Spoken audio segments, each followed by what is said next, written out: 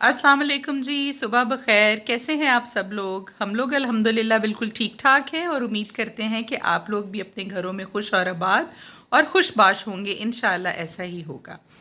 आपको वेलकम करते हैं एक नए व्लॉग में, एक नई सुबह के साथ। और आज सुबह ही उठते ही ज़रा जल्दी फ़ातिमा को हमने नहला लिया है और अभी खदीजा को भी नहलाने लगे हैं, क्योंकि मेरी एक फ़्रेंड है यहाँ पे करीब ही, हमारे घर के एक गाँव है, वहाँ पर वो रहती है। और उसकी मुझे आज सुबह कॉल आई है कि बच्चों को लेकर आप ज़रूर हमारी तरफ आएँ। तो मैंने उससे कमिटमेंट कर ली कि ठीक है हम लोग आते हैं, क्योंकि काफ़ी अरसा हो गया था उससे मिले हुए भी। तो वैसे ख़ुद भी वो टीचर है, लेकिन उसने आजकल गवर्नमेंट एक स्कूल की, मगर उसने आजकल छुट्टियां ली हुई हैं, तो वो घर पे ही है। तो मैंने कहा चलें हम भी थोड़ी फ़्रेश हवा ले लेंगे और बच्चे भी ज़रा खुश हो जाएंगे, थोड़ी गांव की सैर भी हो जाएगी। और गांव भी कोई इतना दूर नहीं है, हमारे घर से कोई 15 मिनट की डिस्टेंस पे होगा। तो इसलिए उसके लिए हम तैयारी कर रहे हैं जाने के लिए। तो मैंने कहा चलें आपके साथ भी ये बात शेयर करते हैं, और फिर जैसे जैसे रास्ते में जो भी होगा, जहाँ रुकेंगे, हम आपके साथ ज़रूर साथ साथ शेयर करते जाएंगे। अभी दिया भी रेडी हो रही है, ये भी कपड़े पहन रही है।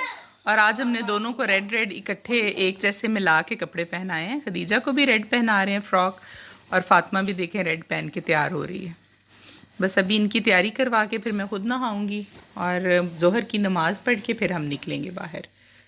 अच्छा, ये मैं आपके साथ शेयर करती हूँ। एक तरीका मुझे किसी ने बताया था शक्करकंदी को वो करने का, पकाने का।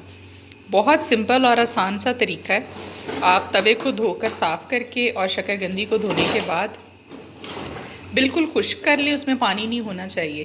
खुश्क करने के बाद आप उसको तवे पर रख दें, ये देखें जैसे हमने रखा हुआ है, और इसके नीचे बिल्कुल हल्की सी आंच जो है वो जला दें, दम वाली आंच हो ना। तो उसके ऊपर इस तरह से कोई पतीली, कोई बर्तन, कोई डोंगा कुछ दे दें आप, स्टील का या सिल्वर का, और इसको आप 30 से 35 मिनट के लिए छोड़ दें। दरमियान में 10 से 15 मिनट के बाद इनकी साइड आप चेंज कर दें, तो ये इतनी बेहतरीन पकेगी कि आप सोच नहीं सकते, और इतनी मीठी बनेगी, बिल्कुल ऐसे लगेगी जैसे आपने आग में पकाई हुई है। ये देखें, एक दो जो छोटे टुकड़े थे हमारे वो हो चुके हैं, और ये बहुत अच्छी और टेस्टी बनी। कितना सिंपल और आसान तरीका है। पानी के साथ ना, असल में अगर आप पानी में बॉईल करते हैं तो ये फीकी हो जाती है बाद में, इसका वो टेस्ट नहीं रहता। तो ये वाला तरीका आप भी ज़रूर ट्राई कीजिएगा। अभी जोहर की नमाज के बाद मेरा नाश्ता बन गया था, मैं वो नाश्ता कर रही थी। आज मेरा दिल चाह रहा था कि मैं पराठा खाऊं, घी वाली रोटी, और साथ में ये चिकन कढ़ाई बनाई है हमने सुबह सुबह ही, क्योंकि फ़ातिमा को कल हमने दाल दी तो उसने कहा नहीं, मुझे सिर्फ गोश्त के साथ ही खाना खाना है, वो बोटी के अलावा और किसी चीज़ के साथ नहीं खाती। तो फिर हम डिफरेंट कर लेते हैं, कभी एक दिन मटन बना लिया, कभी दूसरे दिन चिकन बना लिया। आज बच्ची से मैंने कहा सुबह ही सुबह आप चिकन कढ़ाई बना लो उसके लिए, तो मैंने भी अभी वही सालन ले लिया। अभी नाश्ता करते हैं, चाय पीते हैं। अभी किचन में बन रहा था जी आलू के पराठों का मेज़ा। नाश्ता तो वैसे मैंने कर लिया है, ये पहले इसने रखे थे बच्ची ने बॉईल करने के लिए आलू, लेकिन देर हो गई तो मैंने कहा अभी मुझे भूख लग गई है, मगर हम ये बना कर रख लेते हैं, कल पराठों में काम आएगा। ये हमने आलू बॉईल कर लिए थे और करने के बाद इनको मैश कर लिया था। इसमें अभी हमने प्याज को बारीक चॉप करके, हरी मिर्च, हरा धनिया, नमक, लाल मिर्च, ज़ीरा, और ये थोड़ा सा दरदरा करके सूखा धनिया इसमें हमने ऐड किया है। और अभी अजवाइन भी ऐड करूँगी, मुझे अजवाइन का जायका आलू के पराठों में बहुत पसंद है। ये भी हम बना कर रख लेते हैं मेज़ा, कल फिर इसके पराठे बनाएंगे और ये भी आपके साथ शेयर करूँगी। ज़ोहर की नमाज़ पढ़ने के बाद जी मैं और बच्चे, और साथ में हमारी 2 जो बच्चियां हैं मेड, उनको साथ लेकर मैं अभी जा रही थी अपनी फ्रेंड की तरफ। और ये देखें गांव का रास्ता शुरू हो गया। इनका गांव यहाँ आगे BRB नहर है, हमारे कसूर से थोड़ा सा आगे नहर है यहाँ पर। उसको क्रॉस करें तो आगे बॉर्डर एरिया स्टार्ट हो जाता है, जो कि इंडिया के बॉर्डर से बिल्कुल करीब है। तो उसके बिल्कुल नज़दीक इनका गांव है मेरी फ्रेंड का। तो इसीलिए मैंने कहा चलें घूम फिर आते हैं ज़रा।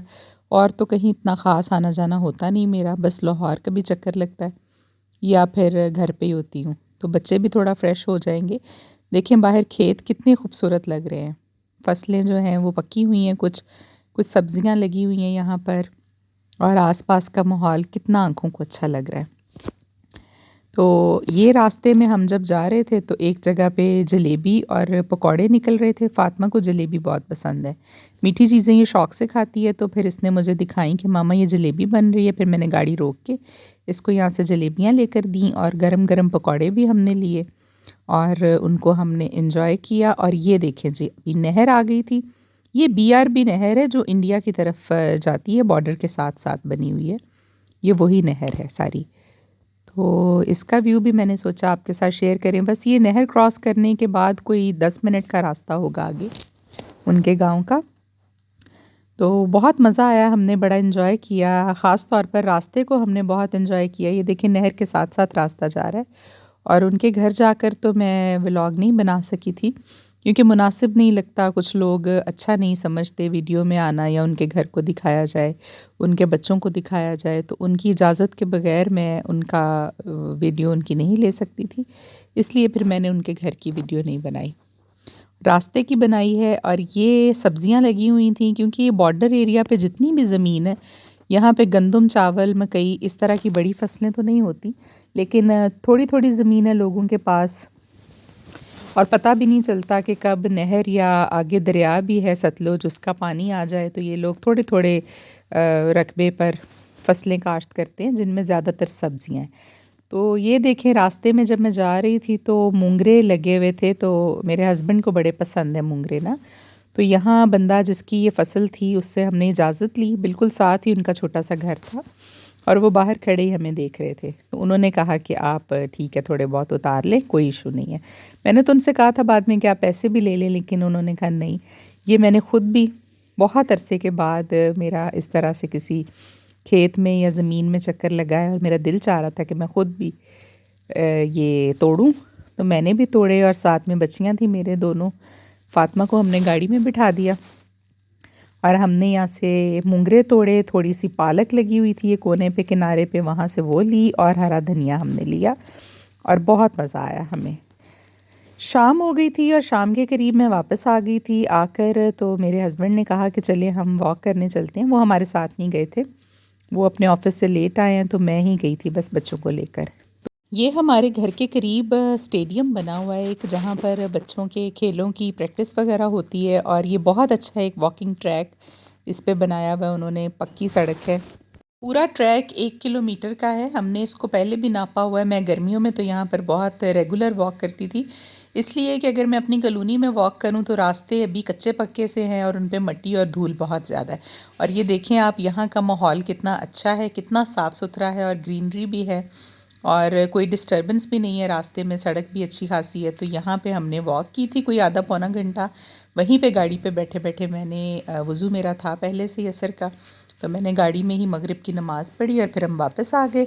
अभी फ़ातिमा को पढ़ा रही थी मैं घर में, क्योंकि इसकी टीचर को कल मैंने कुछ दिन छुट्टी करवाई है क्योंकि इसकी तबीयत कुछ ठीक नहीं थी, इसको टेम्परेचर हो गया था और ये ज़िद में पड़ गई थी कि मैंने नहीं पढ़ना। तो मैंने कहा चलें आप फ़र्स्ट के बाद आ जाइएगा और वैसे भी इसका स्कूल में एडमिशन हो जाएगा तब तक, तो फिर सिलेबस के मुताबिक इसको पढ़ाएंगे। तो मैंने ख़ुद थोड़ा बहुत इसको पढ़ाया कि ये पिछला सारा भूल ना जाए, क्योंकि बच्चा है, आपको पता है इतनी ज़्यादा अभी बड़ी तो है नहीं ये। आज की रूटीन बस यहीं तक जी, और आपसे दोबारा से रिक्वेस्ट करते हैं कि प्लीज़ हमारे चैनल को सब्सक्राइब ज़रूर कीजिए। अपनी दुआओं में हमें याद रखिएगा। अभी दीजिए इजाज़त, अल्लाह हाफ़िज़।